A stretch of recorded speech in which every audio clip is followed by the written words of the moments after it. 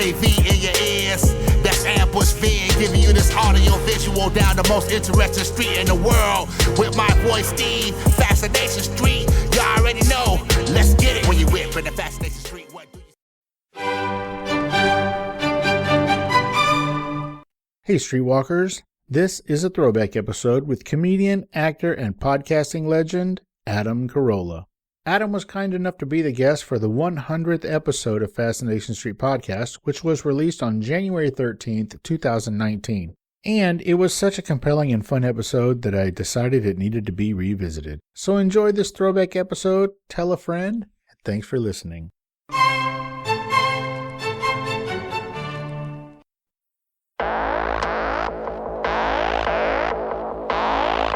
I believe that everybody has a story, and I'm fascinated to hear them. So come with me as we take a walk down Fascination Street. Welcome back, folks. This is a very special episode. This is the 100th episode of Fascination Street Podcast. I want to thank everybody for sticking with me for this long. It's been a lot of fun. I've learned a lot of things and got to meet a lot of new cool people. Some of them I'm still friends with, so that's awesome. I couldn't just get any guests for the 100th episode of Fascination Street Podcast, so today I bring to you the undisputed king of podcasting. That's right, Adam Carolla was cool enough to call in and chat with me while he was driving from one job to the next. Adam's a busy man, so he didn't have a ton of time for me, but I still got about 20 minutes out of him, so that's a pretty good day in my book. As I mentioned, he was in his car, so there is a little bit of road noise in the background, but I think I pretty much got all of it out. So let's get right to it. You know him from Loveline. You know him from syndicated morning radio. You know him from Crank Yankers and from The Man Show. And for the last 10 years, you know him as the Podfather, host of the most successful podcast in history. This is the 100th episode of Fascination Street Podcast with special guest, the one, the only, Adam Carolla. Yeah, talk to me, yeah.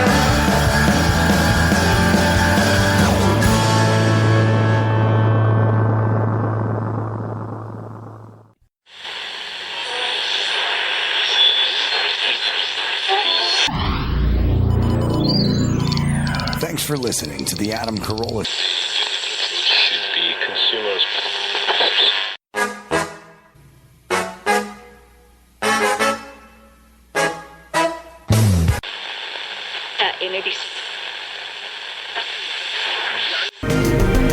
Down Fascination Street. And now, Adam Carolla. Steve, Adam, how you doing, sir? I'm doing good. Are you enjoying your morning? Nah, it's been hectic, but I'll just say it's been hectic. I know you got places to be and things to do, so I don't want to add to your hectic day, so let's just get right into it, all right? Thank you so much for squeezing me in. I know you're a very busy guy, but I appreciate you taking the time to chat with me for a little bit on my 100th episode, so thank you very much. And let's get right to it. I know you got a lot of stuff to do. Thanks. Thank you, Adam, for taking the time out to hang out with me on Fascination Street. So back in, I believe it was February of 2009, I had fairly recently started listening to podcasts, and I had found a show called The Dawn and Drew Show. And it was a young married couple named Dawn Maselli and Drew Domkus, and they lived on a farm, I think it's in Wisconsin. And I had known you from The Man Show and Loveline and Crank Yankers, mostly from Loveline. Anyway, they were doing a daily podcast, and back then, at that time, Adam, you were on terrestrial radio as a widely syndicated morning show, but you weren't syndicated in San Antonio, so I wasn't listening. And one day, Drew Domkus was very excited because he was listening to the Adam Carolla Morning Show on terrestrial radio. And Adam, you announced that I guess that was going to be your last show that Friday, and that starting Monday, you were going to start a podcast. And I got very excited. And so thanks to Drew Domkus, I was able to tune in and be there from the very first show. So a little shout out and a thank you to Drew Domkus and Don Maselli from the Don and Drew Show. Thanks, guys. And here we are, coming up on 10 years later. I've never missed a show. And in those 10 years, I've seen you perform live 6 or 7 times. I've met you 4 or 5 times. I tweet you all the time.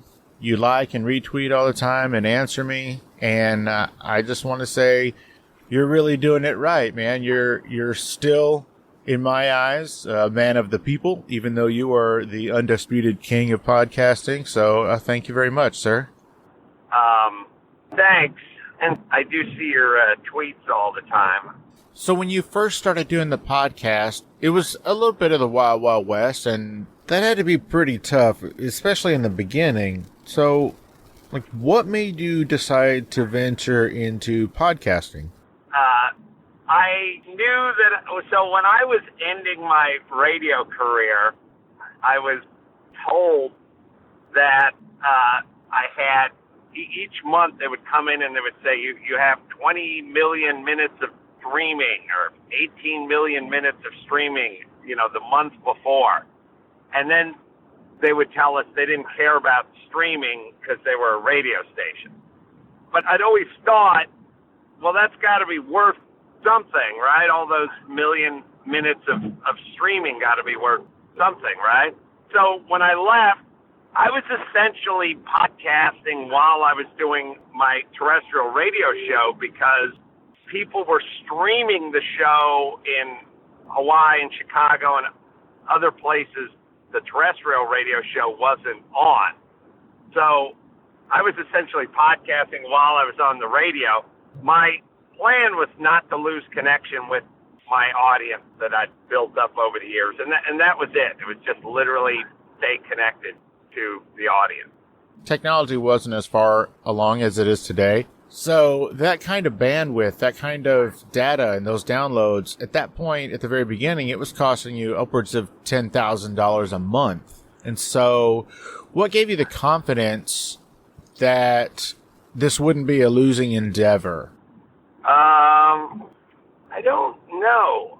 Does that make sense? Like, what gave you the confidence to know that this would work, that it would pay off, and that you aren't just flushing tens of thousands of dollars down the drain when you were under contract, so you couldn't really charge for the podcast or even make money on it because you had to finish out your contract with, I guess it was CBS Radio. But I guess what I'm asking is what gave you the confidence that spending those tens of thousands of dollars for the next, at least 10 months was going to end up being beneficial? I don't know that I had confidence in it, and I don't know that I thought it was going to pay off either. I just sort of thought I could do it. I never think in terms of it's going to work or it's going to pay off. I never really think in those terms. I'm going to do it because I'm going to do it. I don't have any real thoughts of it's going to pay off in almost any facet of life. All I think is I'm going to do this. You hear people all the time looking back at the beginning of their career, no matter what it is. And, they kind of say, well, I knew it was going to work. I knew it would work out. Or, they kind of say they knew all along that they just trusted themselves and they knew they could do it. Was it kind of like that? Like you just trusted yourself, or was there something in you that you just knew that if you bet on yourself that it would be a safe bet? I don't want to criticize those who know it's going to pay off, but I have no idea who knows what's going to pay off and when. That makes sense. Well, in a recent episode, you said that basically you went from making $12,000 to roughly $500,000 in a year. And so I guess my question is, how did you not blow through all of that like a first-year pro athlete would? Or like a lottery winner would, on parties and hookers and blow, and traveling and entourages? Well, I did blow through it, but I blew through it in the form of a home and renovation and, you know, and property and that kind of stuff. So it was sort of stuff that I knew about and wanted to do and had some value, and I had some skill in that arena being a former carpenter. So I was blowing through all my money, but I was blowing through all my money in a house in the Hollywood Hills that ended up being worth 3 times as much as I bought it for. So I did blow through my money, but it was going somewhere. Gotcha. So you basically grew up, you know, poor, and I wonder how come you didn't, like, just squirrel away terrified all of your money, like, you know, like a Dr. Drew, like a scared Dr. Drew is afraid to spend money. How come you didn't freak out like that since you kind of grew up without? I think the way I'm wired is I have to have some sort of financial meter running at all times to entice me to get out, get to work, and get busy, and do side jobs and work weekends and that kind of thing. So the way I'm wired is I spend money on cars and warehouses and projects, and that then motivates me to work weekends and take side gigs and do projects that I'm already kind of too busy to do. That makes sense. So I guess is it safe to say that you're focused more on making more money for the future rather than saving the money that you already have? Like, I guess, you know, Dr. Drew talks about how he was, you know, terrified of going to the poorhouse or whatever, so he sort of adjusts his spending and kind of saves a lot. That's the way he makes it sound. And so I guess you, instead of squirreling away and saving, you're just buying these things and spending this money and sort of gaining these assets gives you something to strive for, something like a reason to get up and go to work and make even more money. I kind of butchered that, but how would you break that down to some simple, you know, working versus saving kind of financial advice? I'm not in save a nickel mode. I'm in make a buck mode. And I realized with my parents, they were always in save a nickel mode. Or I don't even think they were in any mode financially, but they didn't spend money. They didn't make money. And my thing is I feel like I will rise to the occasion, but I need there to be an occasion. And that's how I sort of work financially. All right. Well, that's a good answer. Now let's talk a little bit about the Paul Newman race cars. So I have been fortunate enough to go to both of your warehouses, and I have had the amazing experience of beginning to see all of your cars, even that gorgeous Hawaiian Tropic Porsche 935. And I got to take as many pictures as I want. I got to touch them, breathe on them, and that was super amazing, and I really appreciate that. So, how many Paul Newman cars are there, and how many of them do you have? I have 10, and as far as how many are there, it really kind of depends on how deep you want to define them in terms of, like, how many did he drive once, how many did he drive for a whole season, which one did he drive at Daytona, which one was his car, but he never really raced it, he took possession of it, but he never campaigned it. I mean, there's kind of some stories out there. So it's really hard to definitively say, you know, this is a Paul Newman race car, when maybe it was someone else's car and he was one of the 3 drivers who drove it at Daytona in 1987. So that's a car that Paul Newman raced won. But is it a Paul Newman car? Okay, so in a case like that where several people drove a car, what does make it a, quote, Paul Newman car?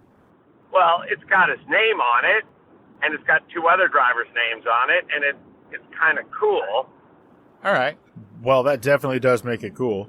So I know that you and previous guests of this show, Matt the Motorator DeAndrea, sort of put your heads together and decide which cars to go after.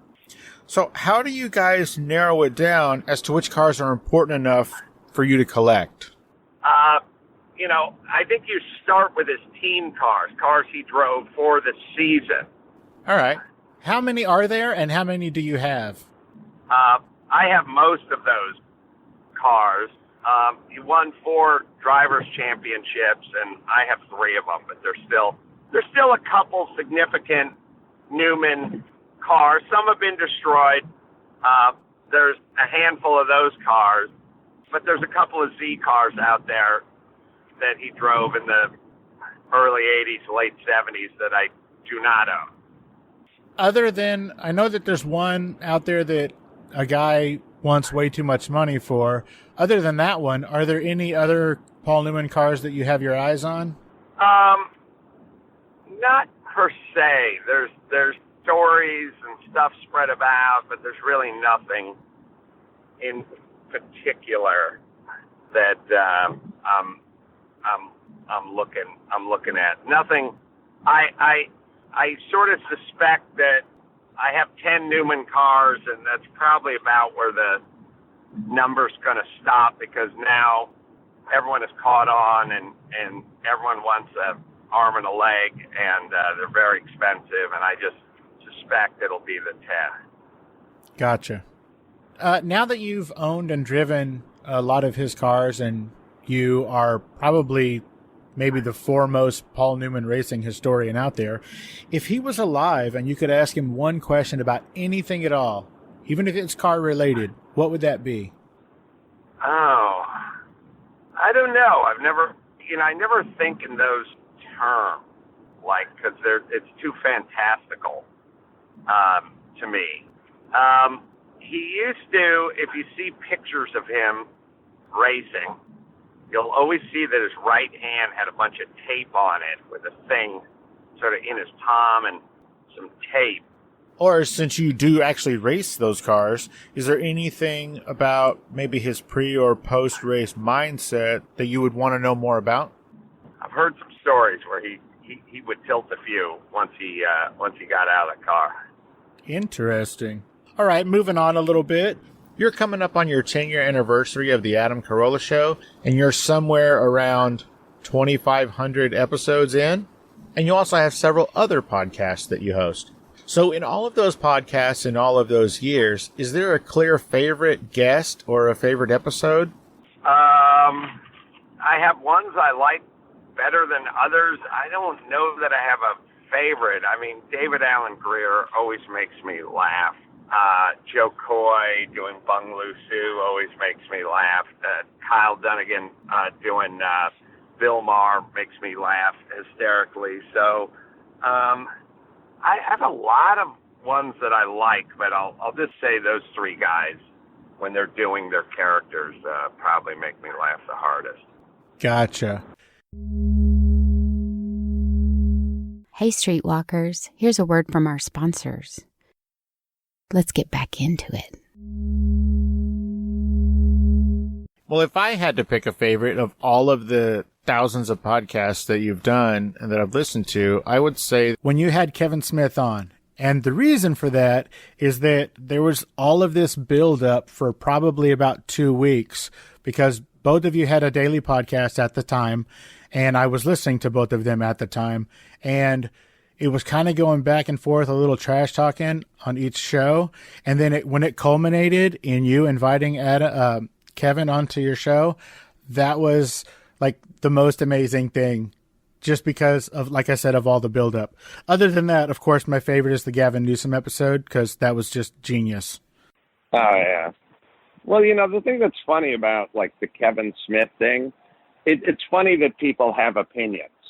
He said, she said, Adam probably misunderstood. I could understand, whatever. There's only one way that went down. Well, that was a long time ago, and it was many, many episodes ago. So for those listening who maybe aren't familiar, what exactly did happen? He did my show. He asked after my show if we could do a show together. Some months later, I found out about a show we could do together. I contacted him. We both got favored nations. We both had contracts. There was no money dispute whatsoever. I didn't ask for more money. I never thought about it. The contracts are the same. You get paid the same. So did he call you and tell you that he wanted like different terms, like a different split or something? He never called me in his life. He never had my phone number. He never reached out to me. He never called. We had no contact. Well, whatever that project was would have been amazing, I think, because you guys are two of the biggest names in podcasting, and that would have just brought millions of viewers. And I personally think that show could have been amazing. So what happened? He wanted to do the show with somebody else, so he made up an excuse to get me and to get someone else in. That's the story. There's no other version of the story. It drives me nuts when people do there's his version and their version and that version. How could I have a version? I reached out to him. He went in and took a meeting with Telepictures and never reached out to me. I went in and took a meeting with Telepictures and I reached out to him. So how did it all fall apart? When I got my meeting done with Telepictures, I sent him an email. I gave my phone number and I said, call me now. Let me tell you about it. His version of I called Adam and he never called me back. He never called. He sent an email. Well, he hasn't mentioned it in a long time as far as I know. But when he did mention it, years ago, he did say that the deal fell through because of contract negotiations. Could he maybe have misunderstood what happened?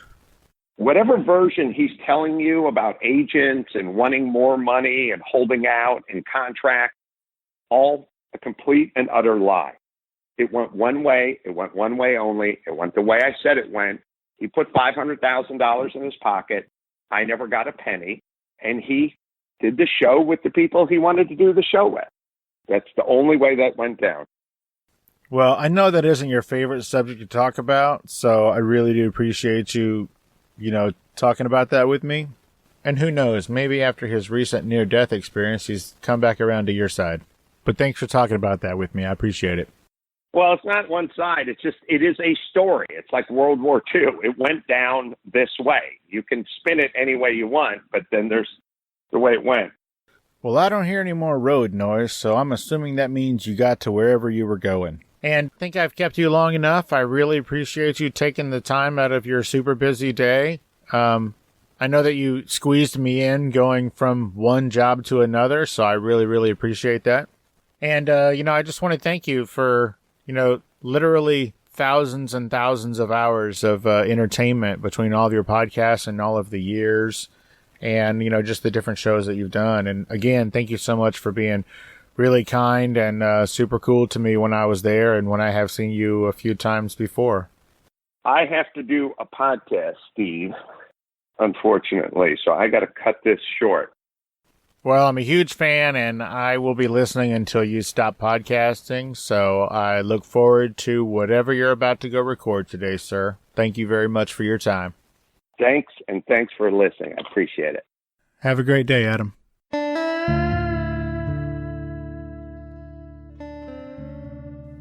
So this person spent quite a bit of time in the commission of this monstrous act. Hi, y'all. I'm Vincent, host of Gone Cold Podcast, Texas True Crime. Each week, we take a thorough look at lesser-known unsolved cases throughout the Lone Star State. Hear victim stories as told by their loved ones, and expert insight from law enforcement and medical professionals. Using a hatchet, that's an extremely violent and rageful type of act. The truth is out there somewhere, and you can help us find it. Before I die, I want to know who did it. Please join us as we examine forgotten Texas cases. Subscribe and listen to Gone Cold Podcast, Texas True Crime on your favorite podcatcher. There are monsters among us.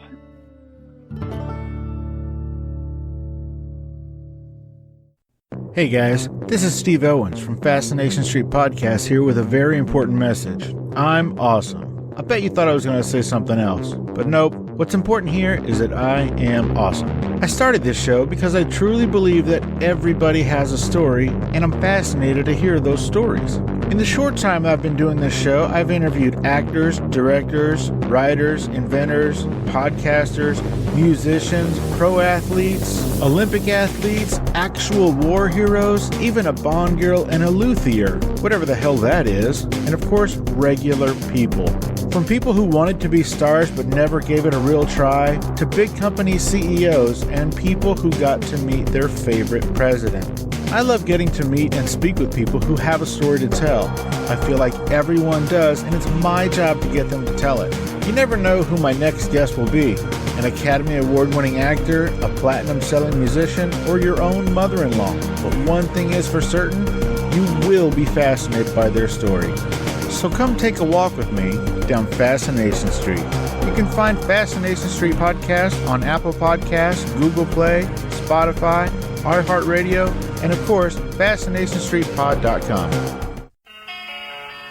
Opening music is the song Magnolia from the 2014 album Intransigence, used with permission from Douglas Miles Clark.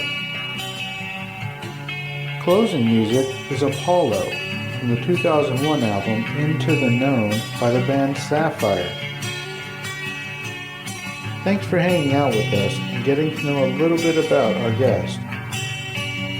We'll see you next time on Fascination Street.